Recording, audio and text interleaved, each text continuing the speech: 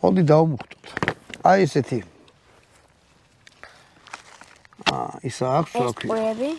ხო, ტყუები არ მოყვა. ანუ იარაღს ტყუები არ მოყვა.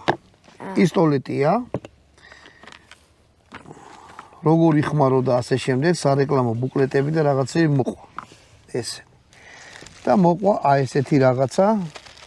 ეგ რა არის? ერთია გასაღები, მეორე 6 კუთხედი თუ ამის დაშლა გადაწყვეტეთ. ესეთი იარაღი არ დაშალოთ, იმიტომ რომ შეიძლება ძალიან ცუდი რამე მოგივიდეთ და ვეღარ წააწყოთ რა. ამჯიმები. და გაჩვენებთ ეს როგორ იმუხტება.